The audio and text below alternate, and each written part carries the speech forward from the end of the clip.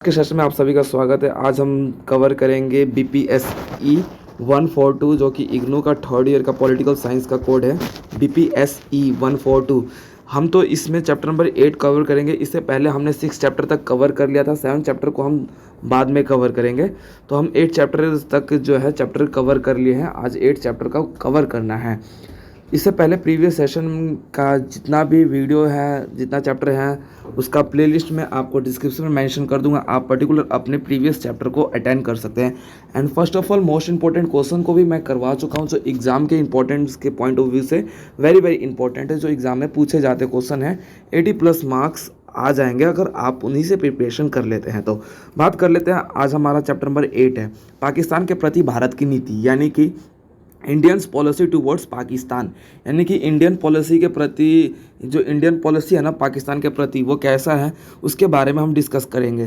तो पहली बात ये है कि हमारे 8.0 है उद्देश्य जिसके मोटिव बोलते हैं।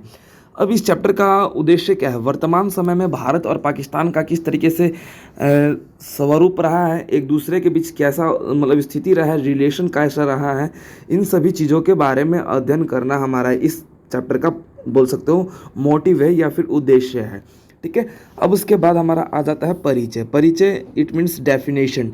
पाकिस्तान संबंधित व्यवस्थाओं का जो स्वरूप है ना, इसके बारे में हम ये देखेंगे कि ये दो एक दूसरे के पड़ोसी देश के रूप में जाने जाते हैं, और ये दो देश ऐसे देश हैं जो विश्व स्तर पर काफ़ी चर्चित और बोल सकते हैं कि विश्व स्तर पर काफ़ी लोकप्रिय रूप में जाने जाते हैं। क्योंकि लोकप्रिय इसीलिए, चर्चित इसलिए रहते हैं कि इन दोनों के बीच ना सीमाओं का लगातार वाद विवाद रहता है, बना रहता है।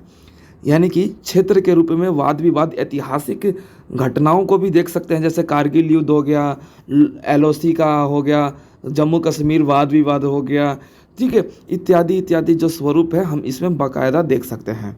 ठीक है। अब उसके बाद हमारा आ जाता है 4.2 ऐतिहासिक पृष्ठभूमि संघर्ष की जड़ें।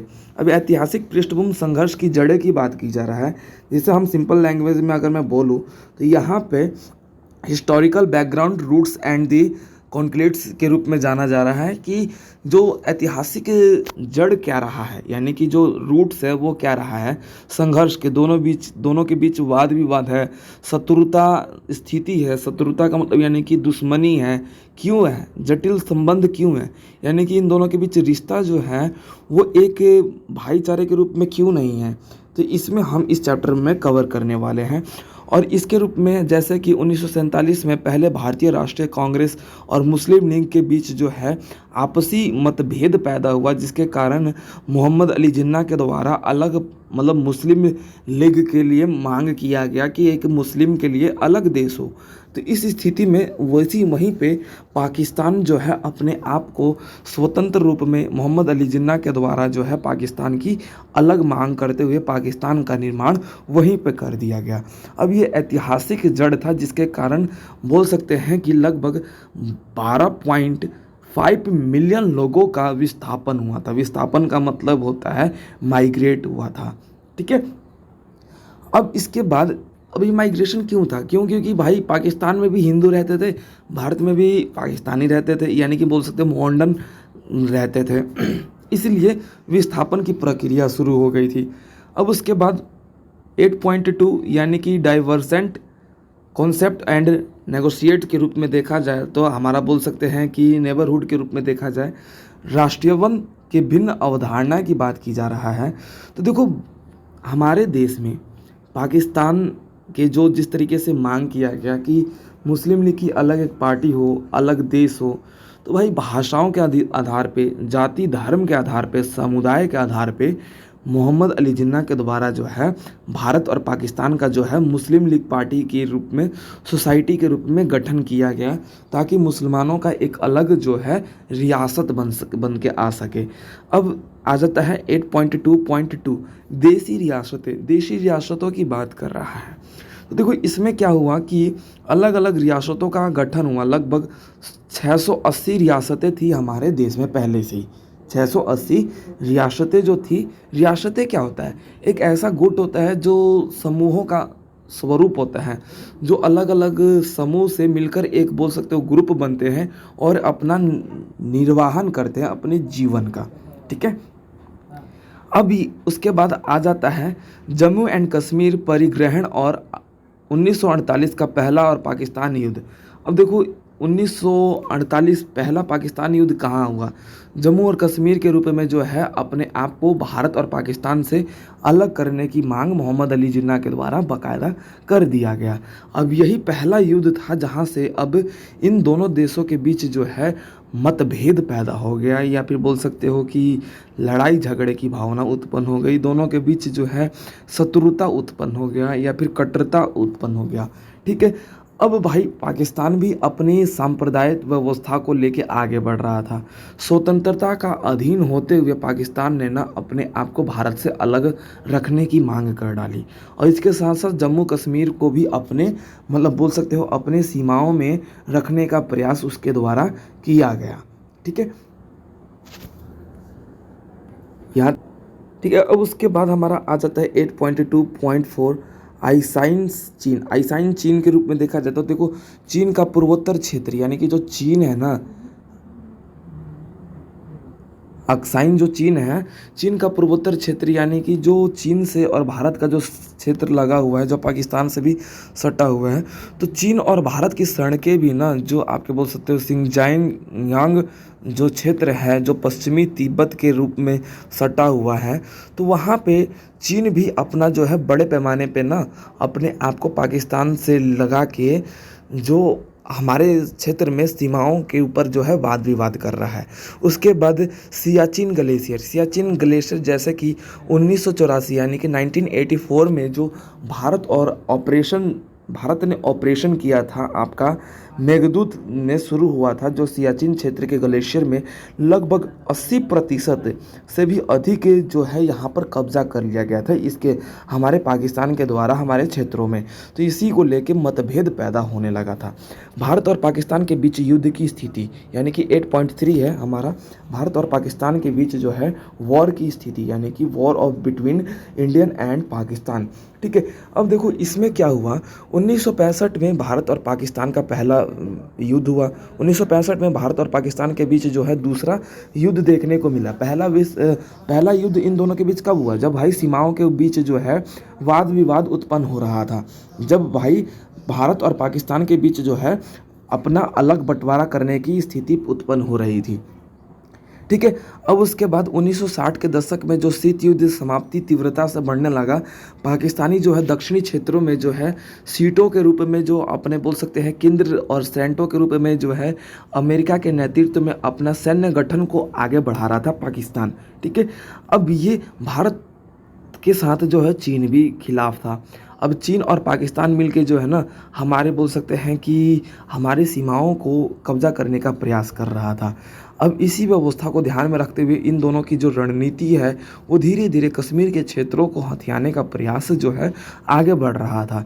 इसी के कारण जो है 1965 में भारत और पाकिस्तान का युद्ध छिड़ गया।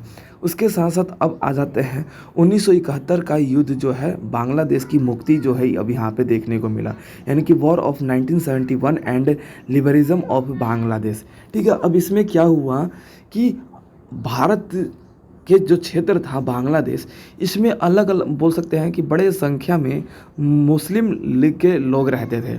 तो पाकिस्तान क्षेत्र के जो वासी थे वो डायरेक्ट कह रहे थे कि भाई ये हमारे बोल सकते हैं हमारे लोग हैं, तो हमारा जो है बांग्लादेश जो है पूरा एक पाकिस्तानी या फिर बोल सकते हो मुस्लिम लीग का देश बनेगा और रहेगा। जो कि आज भी देखा जाए तो बांग्ला का जो स्वरूप है वो कहीं ना कहीं मुस्लिम लीग के सीटों के रूप में जो है और बड़े पैमाने पे देखने को मिलता है कि यहाँ पे जो सीट अत्यधिक ज़्यादा देखने को मिलती है वो आपके मोमडन देखने को मिलता है। ठीक है, अब उसके बाद आपका देखने को मिला कि श्रीनगर का जो क्षेत्र रहा है 3 दिसंबर 1971 में यहाँ पर मोर्चे के रूप में इसके हवाई क्षेत्रों को कब्जा करने का प्रयास किया गया, जो कि प्रधान इंदिरा गांधी के द्वारा जो है राष्ट्र की भागदौड़ संभालते हुए इसका युद्ध का जो है स्वरूप का मोर्चा अपने हाथों में लेना पड़ा उनके द्वारा। अब उसके बाद हमारा 8.3 आ जाता है कारगिल युद्ध 1999। देखो कारगिल युद्ध भी कैसे हुआ, देखो यहाँ पे उच्च पर्वत श्रृंखला जो कि में जो है आपका देखने को मिला दशक के रूप में। तो यहाँ पे उच्च पर्वत श्रृंखलाओं का जो स्वरूप है, जो सैन्य के अत्यधिक पाकिस्तानी व्यवस्थाओं का जो स्वरूप था, वो हमारे कारगिल क्षेत्रों पर कब्जा कर रहा था। ठीक है, अब हम भी भाई अपना जो है अपने क्षेत्र को कैसा कब्जा होने दें, तो हमने भी अपना जो है मोर्चा संभालने का प्रयास किया, जो कि 1999 में सर्दियों के समय में पाकिस्तान की सेना जो है घुसपैठ करके हमारे क्षेत्रों को लगभग 132 ऊंची सुविधाजनक व्यवस्था पर कब्जा कर लिया, और जो कि राजमार्ग 1 की ओर से जो है श्रीनगर के से जोड़ता है, वो राजमार्ग लेह लद्दाख से जोड़ता है, उस राजमार्ग पे कब्जा करने का प्रयास। राजमार्ग का मतलब होता है नेशनल हाईवे। ठीक है, उस नेशनल हाईवे के रूप में जो है यहाँ पर कब्जा करने का प्रयास कर लिया गया। अब इसी के कारण जो है हमारा जो क्षेत्र के रूप में जो कारगिल क्षेत्र था, वो कहीं ना कहीं पाकिस्तान जो है इस पर कब्जा करके अपना अधिकार इस इलाके में जमाना चाहता था। इसके कारण फिर हमारा मतभेद पैदा हो गया। तो हम शुरू से देख सकते हैं कि बाकायदा जो हमारा स्थिति है ना दोनों देशों के बीच, वो लड़ाई झगड़े का रहा है। और उसके बाद सिंधु जल संधि भी जो देखने को मिला 1960 में, यानी कि 1960 में। अरे ठीक है, अब उसके बाद आपका देखने को मिला कि सिंधु जल संधि, यानी कि सिंधु नदी की जो जल संधि है, जो कि बड़े पैमाने पे अत्यधिक परसेंट जो है आपका पाकिस्तान के क्षेत्रों को कवर करता है। तो इस जल संधि में हमें ये देखने को मिला कि सिंधु नदी की जितनी भी जल है उसका 20% पानी जो है आपका भारत यूज़ करेगा, 80% पानी जो है आपका पाकिस्तान यूज़ करेगा। इस स्थिति में जो है ये जल संधि भी जो बड़े पैमाने पे हमारे कहीं ना कहीं बोल सकते हो कि फेवर में ना रहकर पाकिस्तान के फेवर में ये संधि था। और ये ज़्यादातर देखने को मिला कि हमारा UN यानी कि यूनाइटेड नेशन जो अमेरिका के द्वारा बड़े पैमाने पे इसका बोल सकते हो भेदभाव किया गया था, ताकि हमारा भारत जो है उसका लाभ बेहतर तरीके से ना उठा सके और अपना विकास करने में वो बाधित रह सके। ठीक है, अब उसके बाद आ जाता है 8.5 1990 के दशक में शांति प्रक्रिया और CBM। ठीक है, अब देखो यहाँ पे देखने को मिला कि 1990 के दशक में आशा स्प्रिंग नवसर के रूप में यहाँ पर वास्तव में हमारे दिल्ली के बीच जो सामान्यता जो स्थिति रहा है, जैसे कि पंजाब, हरियाणा, राजस्थान, यूपी जैसे राज्यों में कहीं ना कहीं मतभेद की स्थिति हो रही थी। इन क्षेत्रों में आप बड़े पैमाने पे देखते हो कि लड़ाई झगड़े जैसी स्थिति आए दिन उत्पन्न होती रहती है।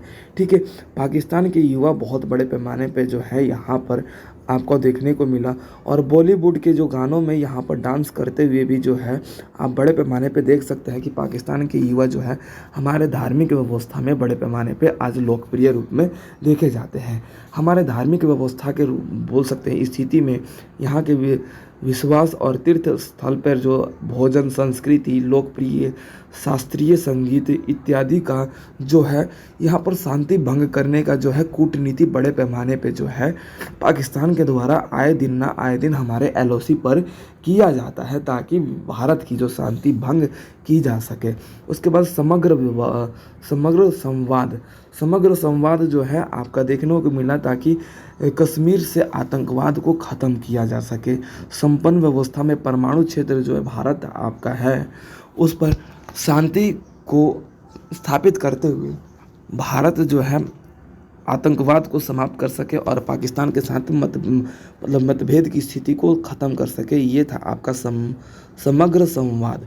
ठीक है, उसके बाद लाहौर यात्रा के रूप में जो है यहाँ पर पाकिस्तान के जो स्थिति में हमें देखने को मिला, शांति को स्थापित करने के लिए प्रधानमंत्री वाजपेयी के द्वारा लाहौर यात्रा किया गया, जो कि दिल्ली लाहौर से बस सेवा के उद्घाटन यात्रा के रूप में यहाँ पर अब शुरू किया गया, ताकि जैसे तैसे है पर्यटन के माध्यम से ही हमारे भारत क्षेत्रों में पाकिस्तान के साथ जो है मतभेद की स्थिति को प्रतिदिन ख़त्म करने का प्रयास किया जाए। उसके बाद हमारा 8.5 प्रतिरोध कूटनीति की बात की जाए तो देखो इसमें क्या हुआ कि यहाँ पे डिप्लोमेसी जो है आपको देखने को मिला कि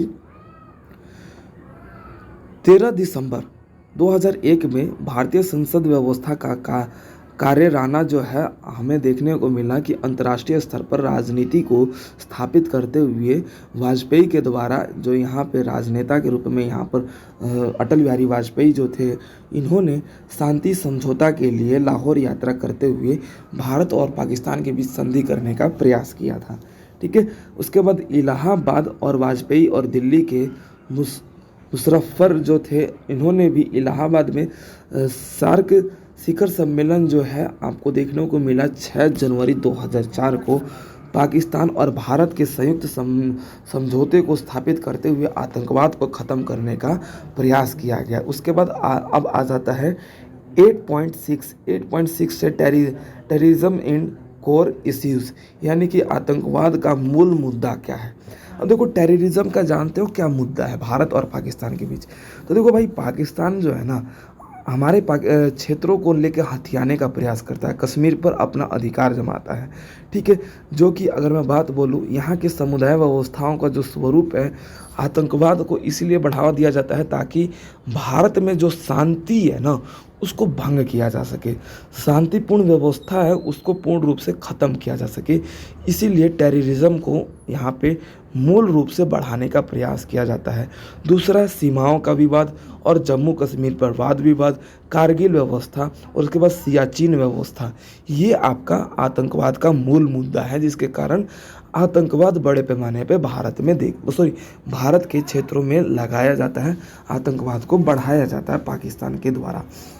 अब उसके बाद हमारा आ जाता है 8.7 2014 से लेके पाकिस्तान के प्रति भारत की नीति। देखो 2014 में आपका देखने को मिला बीजेपी की सरकार बनके आपका जो है स्वरूप आई, जो कि बीजेपी को पहले एनडीए के रूप में जाना जाता था, जो कि अटल बिहारी वाजपेयी के द्वारा एनडीए की सरकार की निर्माण की गई थी। ठीक है, उसके साथ साथ जैसे कि आपने देखा होगा कि द स्ट्राइक भी आपको देखने को मिला। उसके बाद आपका बोल सकते हो कि जैसे अभिमन्यु को जैसे कैसे वहाँ पे हमारे क्षेत्रों में वापस लेके आया गया, एयर स्ट्राइक देखने को मिला, उसके बाद स्ट्रोक ओवर देखने को मिला। ठीक है, तो मतलब अलग अलग क्षेत्रों में अफ़गानिस्तान में जो है मोदी जी के द्वारा किस तरीके से आतंकवाद को ख़त्म करने का प्रयास किया गया। तो मोदी जी की पार्टी में आप बड़े पैमाने पे आधुनिक समय में देख सकते हैं कि भारतीय सेनाओं को आज छूट दी गई, उनके व्यवस्थाओं को, उनको टैंकों में उनके टैंक व्यवस्था आतंकवादी हमलों से बचने के लिए अलग अलग सुविधाजनक जो है स्थितियों को अपनाया गया। ठीक है, और उसके साथ साथ हमें ये भी देखने को मिला कि यहाँ पे निःशुल्क व्यवस्था के रूप में जो है कार्रवाई करने के रूप में अब यहाँ पर भारतीय नौसेना को और भारतीय सेनाओं को अपने अनुसार फैसले लेने का अधिकार दे दिया गया। अब उसके बाद यहाँ पे जैश ए मोहम्मद के द्वारा यहाँ पे इस्लामिक आतंकवादी समूह को प्रतिदिन ख़त्म करने का प्रयास करते हुए भारत, अमेरिका, ब्रिटेन और संयुक्त राज्य द्वारा जो है अलग अलग जैसे समय व्यवस्थाओं पर जो है समय समय पर जो है शांति समझौते का प्रयास किया जाता है। तो हम ये बड़े पैमाने पे भारत और का जो है 2014 से अब तक का जो है अपनी स्थिति में संबंधों को जिक्र करते हुए अपने पॉइंट ऑफ व्यू को शेयर कर सकते हैं। तो ये था आपका 8 चैप्टर जो कि कंप्लीट होता है। अब उसके बाद 8.8 आता है सारांश यानी कि कॉन्क्लूजन का मतलब होता है पूरे चैप्टर का सार, यानी कि पूरे चैप्टर का निचोड़, जो कि हम इस चैप्टर में क्या क्या पढ़े उसको हम समरी वाइज पॉइंट को एक्सप्लेन करते हैं, उसी को हम सारांश बोलते हैं। तो ये हमारा 8 चैप्टर जो कि अब कंप्लीट हो गया। भारत का पाकिस्तान के प्रति को नीति क्या है, ये हमारा कंप्लीट हो गया। अब इसके अकॉर्डिंग जो बात कर ली जाए स्टूडेंट्स, तो मैंने मोस्ट इंपॉर्टेंट करवा चुका हूँ, जो कि एग्ज़ाम के पॉइंट ऑफ व्यू से वेरी वेरी इंपॉर्टेंट है, जो कि एग्ज़ाम में आपके पूछे जाएंगे क्वेश्चंस, वही क्वेश्चंस की प्रिपरेशन कर लीजिए। उसका लिंक मैं आपको डिस्क्रिप्शन में मेंशन कर दूंगा और प्रीवियस चैप्टर के जो प्लेलिस्ट है उसका भी लिंक मैं आपको डिस्क्रिप्शन में मेंशन कर दूंगा। तब तक के लिए अपना ध्यान रखें, टेक केयर।